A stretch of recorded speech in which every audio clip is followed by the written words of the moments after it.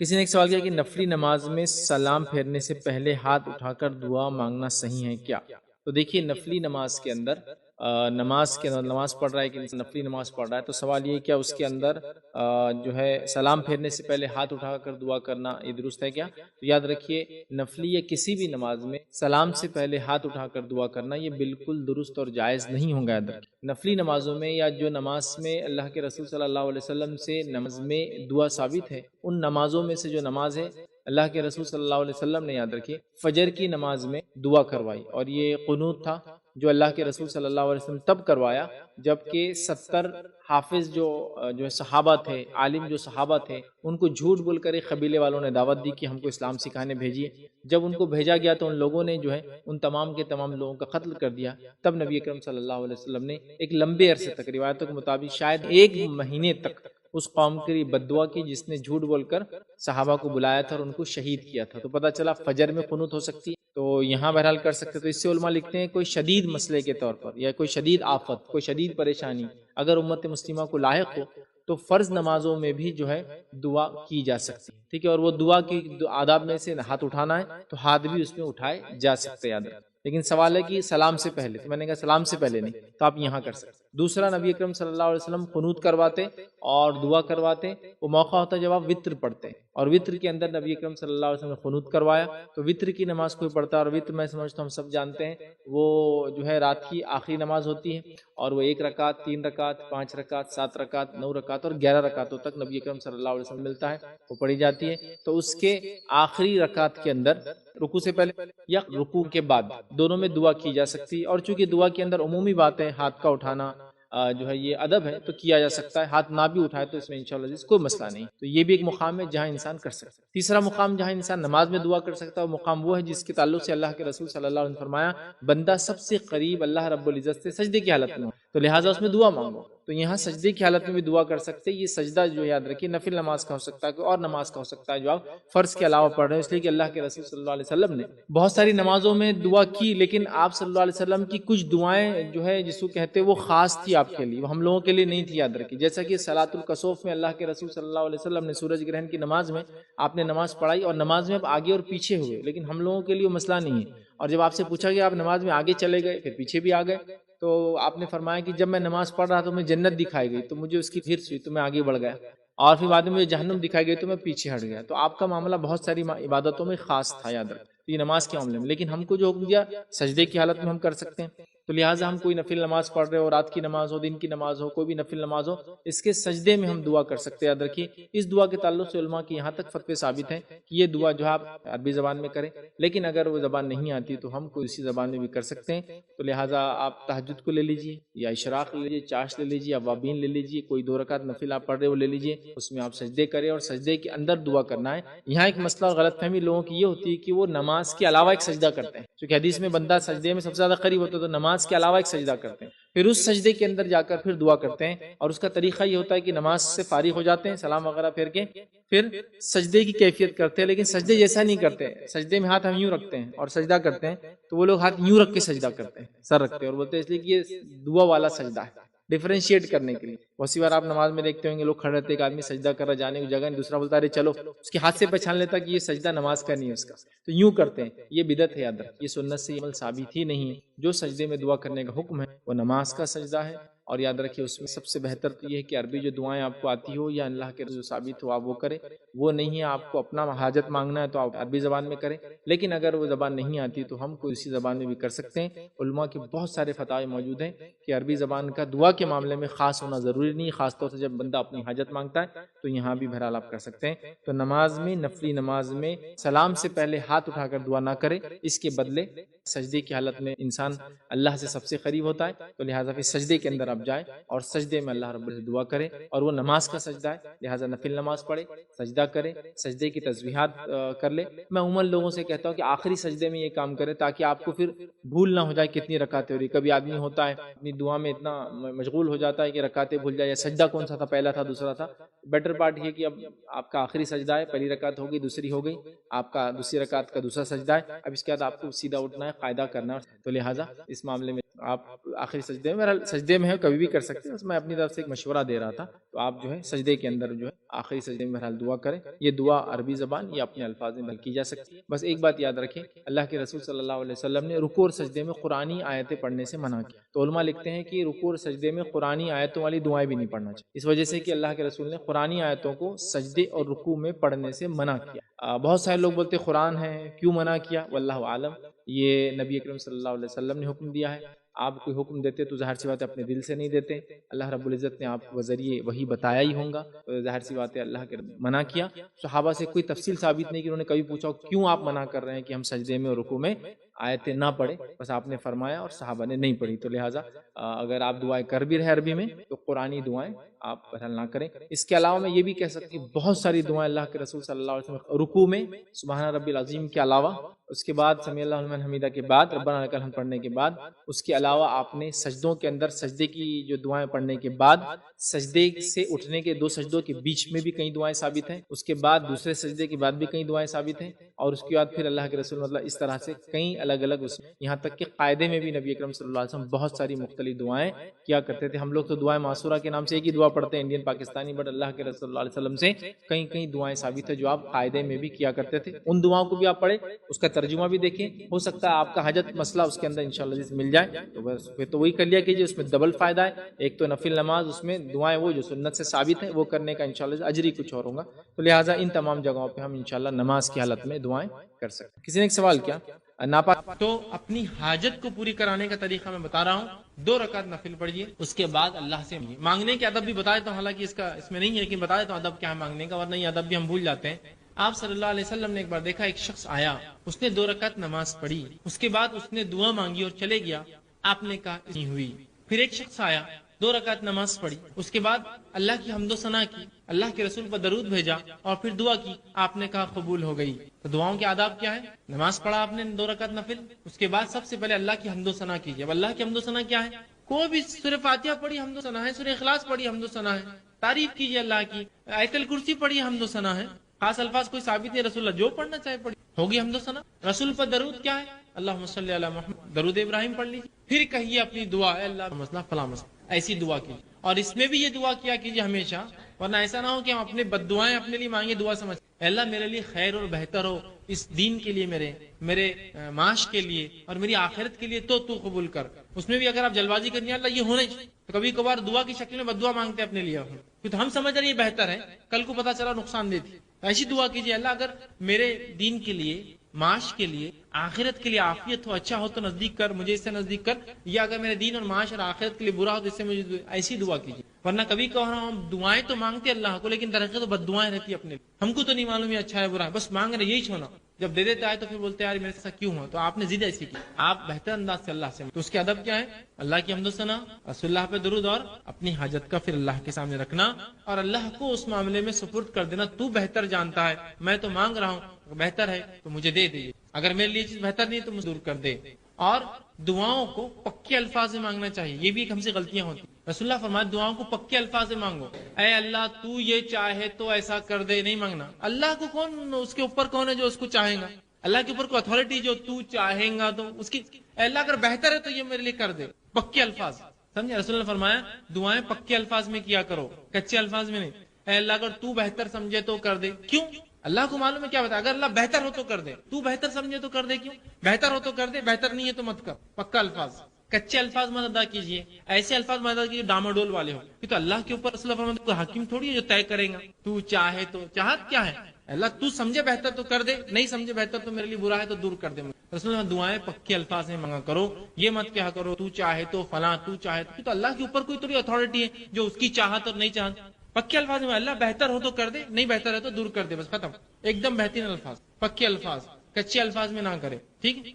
تو یہ بھی دعاؤں کے بہرحال کوئی موقع ملا تو سے اعمال کی طرف آگے بڑھنا چاہیے۔ اب آئیے وہ کیا اعمال ہیں جن اعمال کے کرنے سے اللہ رب العزت کی یہ مخلوق نازل ہوتی ہے، اترتی ہے، آتی ہے، گواہ بنتی ہے، دیکھتی ہے, لکھتی ہے اور رب العزت کو جا کر رپورٹ پیش کر دیتی ہے کہ تیرے بندوں کو فلاں فلاں ہم نے پایا. حالانکہ اللہ تعالیٰ کو کسی چیز کی ضرورت نہیں ہے. اللہ تعالیٰ مکمل طور سے جانتا ہے کہ ان کے بندے کیا کرتے ہیں اور کب کرتے ہیں.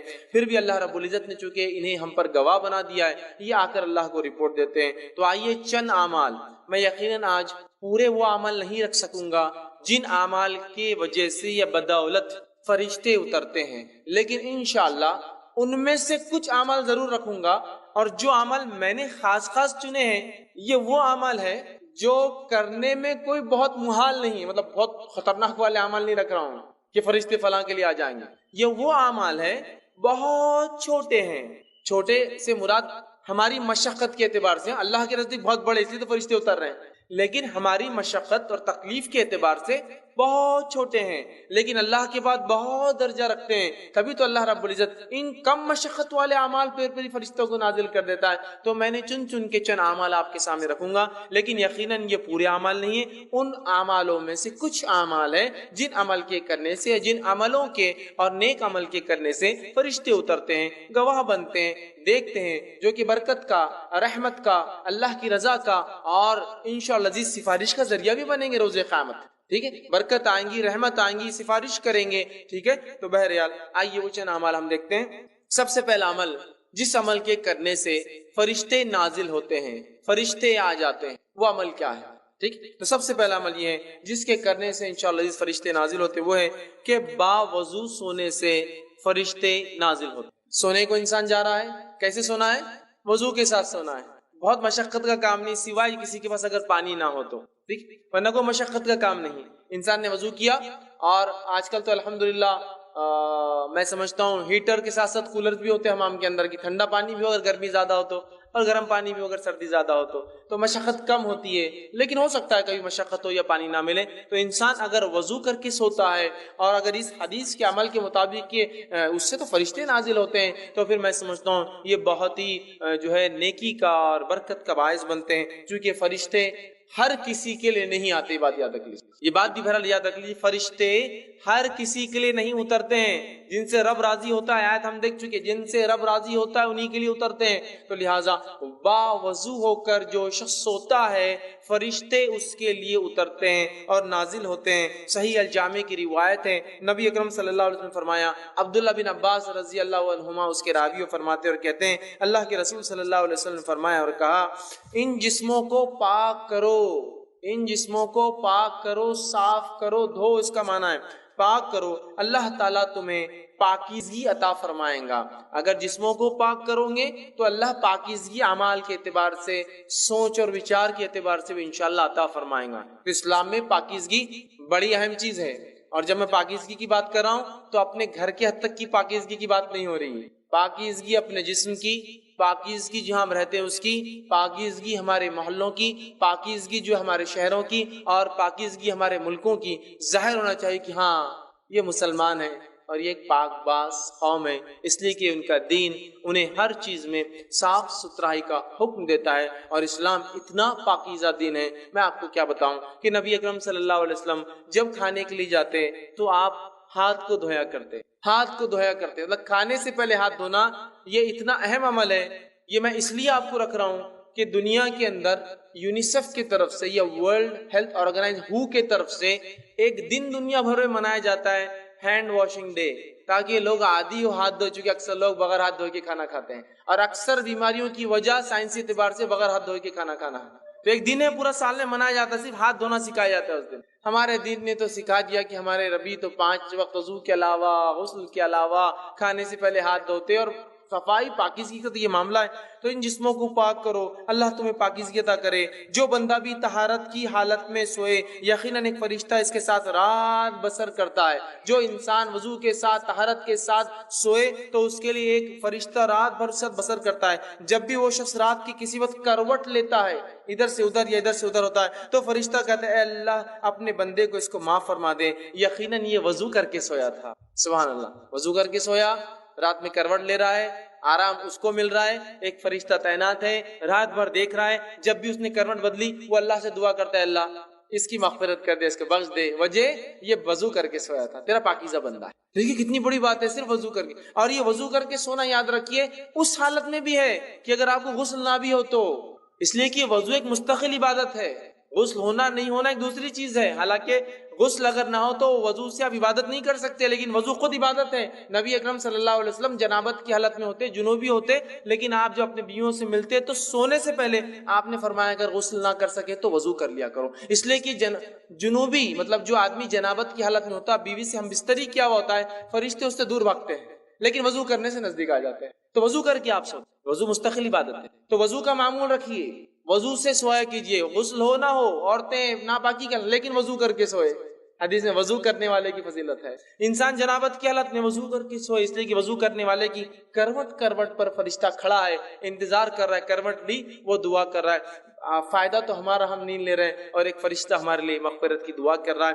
تو یہ مخلوق اللہ کی بڑی پاکیزہ مخلوق ہے، اگر یہ دعا کرتے ہیں تو یہ عمل کوئی معمولی اللہ کے نزدیک نہیں ہے، بڑا اہم عمل ہے۔ وضو کا عادت بنا لیجئے، دن ہو رات ہو، وضو ٹوٹے کہ دوسرا وضو کر لینا، وضو ٹوٹے کہ دوسرا وضو، ایک عادت بنا لیجئے تاکہ انشاءاللہ جس موت بھی آیا تو وضو کی حالت میں انسان چلے جائے دنیا سے۔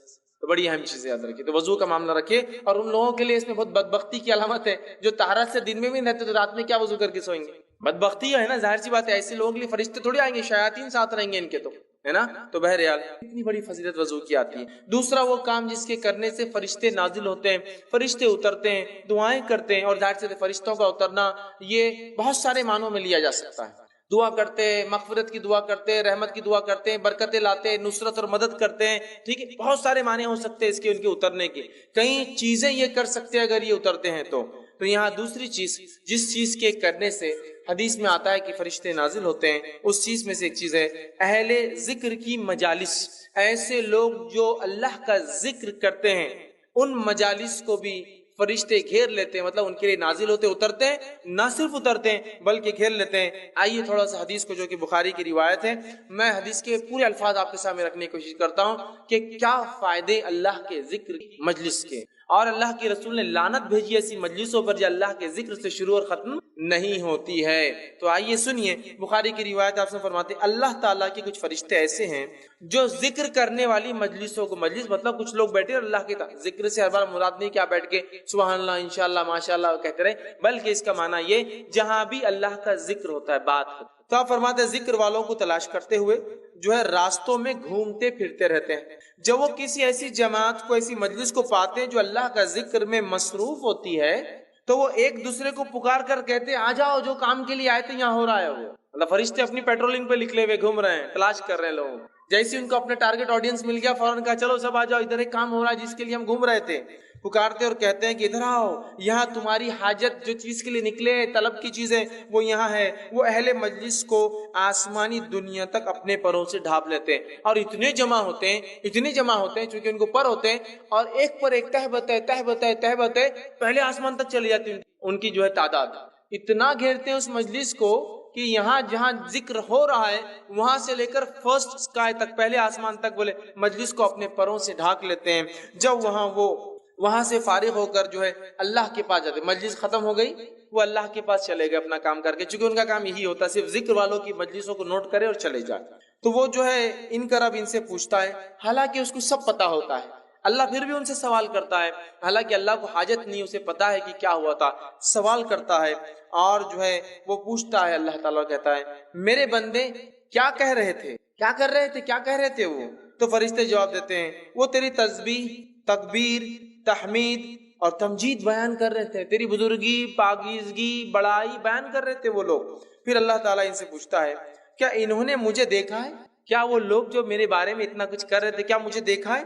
فرشتے کہتے اللہ کی قسم انہوں نے تجھے نہیں دیکھا، اللہ تیری قسم تجھے دیکھا نہیں انہوں نے، لیکن پھر بھی کرتے ہیں دیکھا ہے۔ اللہ تعالیٰ فرماتا ہے اگر وہ مجھے دیکھ لے تو ان کا کیا حال ہوگا؟ پھر جب بغیر دیکھے وہ یہ سب کر رہے تھے اپنی مجلسوں میں، تو اے فرشتوں اگر مجھے دیکھ لے تو کیا ہوگا؟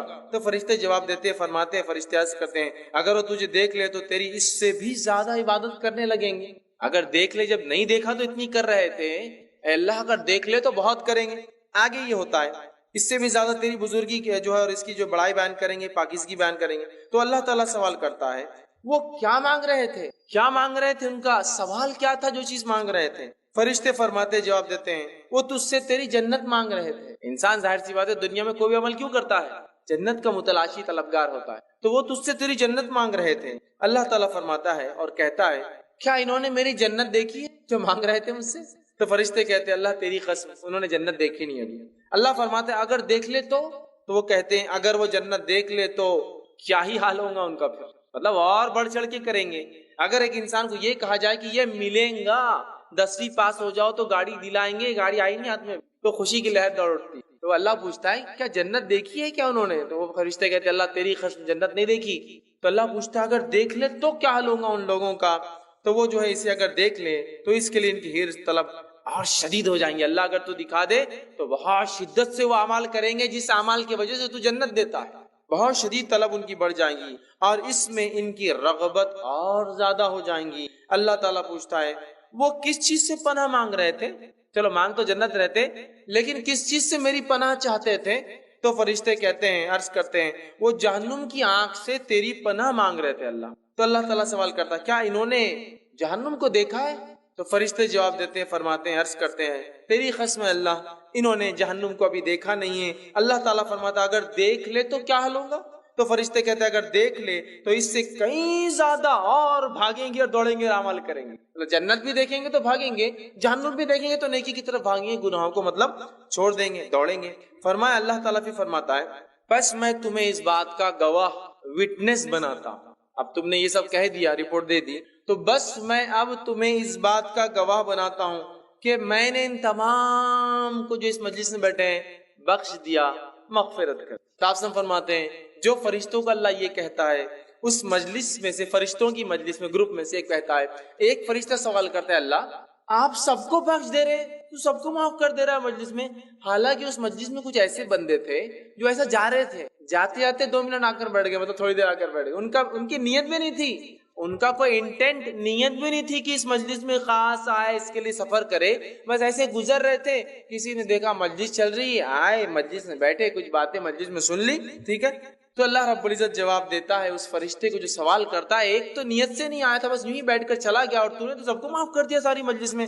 تو اللہ تعالیٰ جواب دیتا ہے اور فرماتا ہے یہ اللہ کو یاد کرنے والے ہم نشین ہیں کہ ان کے ساتھ بیٹھنے والے بھی محروم نہیں رہتے. اللہ کی مجلس, اس کا ذکر, اس کی بات اتنی اہم ہے کہ اللہ رب العزت فرماتا ہے ان میں خالی چلتے ہوئے بغیر نیت کے بیٹھنے والا بھی محروم نہیں رہتا ہے. اس لیے علماء لکھتے ہیں اچھے لوگوں کی صحبت بڑی اہم چیز ہے. یہاں اچھے اور نیک لوگ جمع تھے جس میں ایک انسان یوں ہی چلتے چلتے آ کر بیٹھ گیا تو اپنی مغفرت کروا کر نکل گیا وہاں سے. نیک لوگوں کی صحبت معمولی چیز نہیں ہے, ہمیں چاہیے کہ ہم نیک لوگوں کی صحبت اختیار کریں, اس لیے کہ صحبت بہت اثر انداز چیز ہوتی ہے. بہرحال تو اللہ کے ذکر کرنے والی مجلسوں کو فرشتے گھیر لیتے, نازل ہوتے. تیسری چیز, قرآن پڑھتے وقت جو ہے سکینت لے کر فرشتے اترتے ہیں.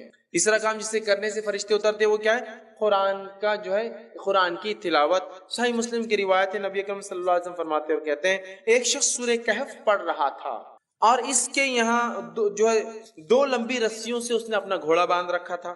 سو اس پر ایک بدلی آنے لگی. وہ جب سورہ کہف پڑھنے لگا تو ایک بدلی بادل آنے لگے اور وہ گھومنے لگی, مطلب وہ بادل جو ہے گھومنے لگے, وہ بدلی جو تھی گھومنے لگی اور قریب آنے لگی. جیسے جیسے وہ پڑھ رہا تھا ویسے ویسے قریب آ رہی تھی. اس کا گھوڑا اس کو دیکھ کر بدکنے لگا, ڈرنے لگا کہ کیا ہو رہا ہے. پھر جب صبح ہوئی تو وہ نبی اکرم صلی اللہ علیہ وسلم کے پاس آیا اور ذکر کیا اللہ کے رسول ایسا ایسا ہوا. تو آپ نے فرمایا یہ جو تسکین ہے جو قرآن کی برکت سے اتر رہی تھی, اور ایک روایت میں وہ فرشتے تھے جو سکینت کو لے کر تجھ پر اتر رہے تھے. تو قرآن کی تلاوت اور بالخصوص سورہ کہف کی تلاوت کرنے سے سکینت اترتی ہے, اور سکینت کو جو لاتے ہیں وہ ہوتے ہیں فرشتے.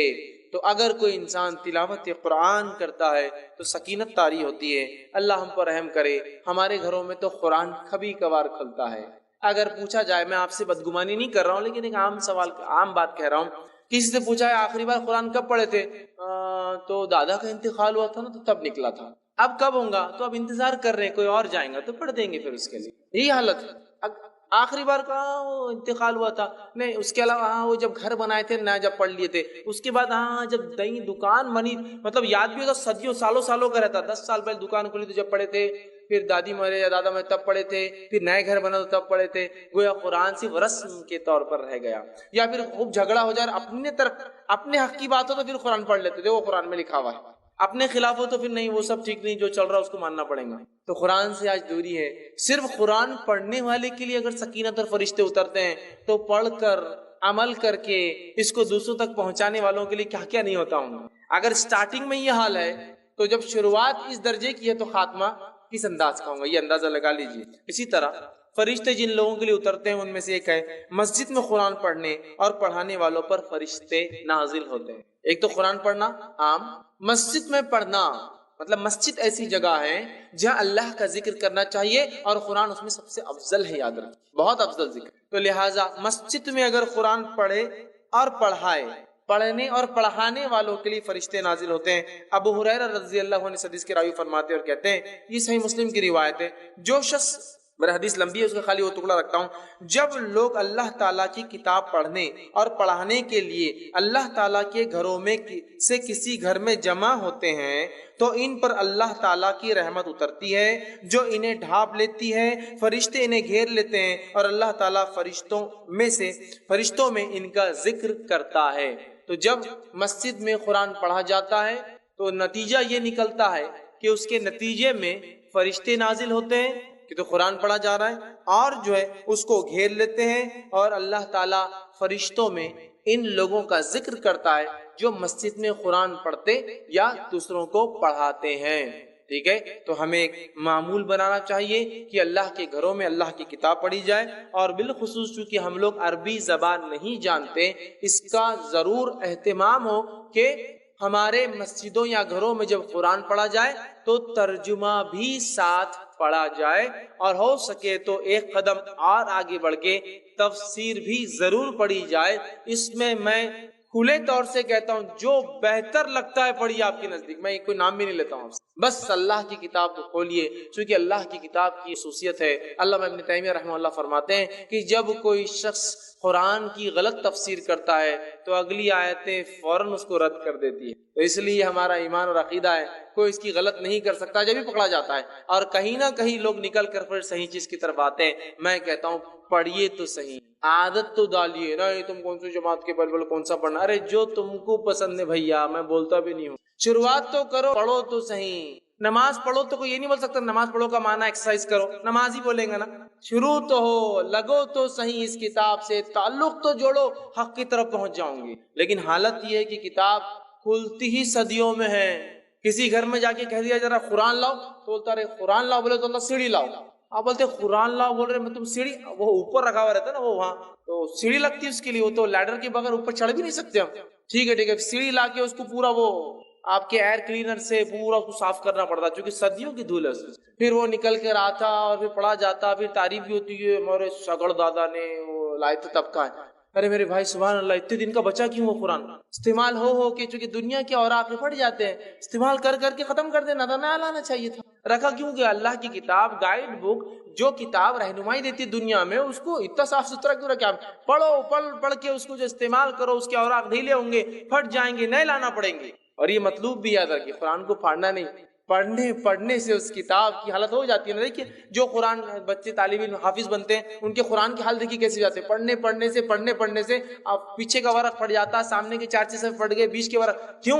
اس لیے کہ وہ استعمال کر رہا ہے نا، اس کتاب کو یوز کر رہا ہے نا. تو دنیاوی کاغذ ہے تو خراب ہو جاتا ہے. تو ہماری تو یہ حالت ہے، پڑھنے پڑھانے کا نظم ضرور بانی. اسی طرح وہ عمل جس کے کرنے سے فرشتے نازل ہوتے ہیں اس میں سے ایک عمل ہے سوتے وقت آیت الکرسی کا پڑھنا. اس سے فرشتے نازل ہوتے ہیں، اور اتنا سادہ، اتنا آسان، اتنا چھوٹا عمل ہے آیت الکرسی. 10 جملے اس میں، صرف آیت تو ایک ہی ہے لیکن جملے 10 ہے اس کے اندر. 10 جملے، ایک آیت، وہ بھی نہیں ہوتا سوتے وقت، ہے نا. اور ویسے بھی بہت سارے لوگوں کو ذکر کا موقع کہاں ملتا، ٹی وی دیکھتے دیکھتے آنکھ بند ہوتی، ٹی وی چالو ہے، آوازیں چالو ہے، جب تک آواز ہی آئی نہیں نیند بھی نہیں آتی. سائیکولوجیکل ڈسٹرب ہو گئے اس کو دیکھ کر، اطمینان کھو بیٹھے ہیں، شور کے اندر نیند آتی. تو پھر وہ دیکھتے سورے کام اللہ کا ذکر اور کیا ہے آیت پڑھا کیجئے. صحیح بخاری کی روایت ابو ہریرہ رضی اللہ عنہ فرماتے ہیں حدیث بہت لمبی ہے، اتنا وقت نہیں چونکہ بہت طویل حدیث ہے، آپ سب جانتے بھی اس روایت کو۔ ابو ہریرہ رضی اللہ عنہ فرماتے ہیں میں جو ہے زکوٰۃ کے کھجوروں پر مجھے تعینات کیا گیا تھا، رات میں ایک شخص آیا اور زکوٰۃ کی کھجوریں جس جگہ بھر کر رکھی گئی تھی اس کنٹینر کو پھاڑ کر چرانے لگا۔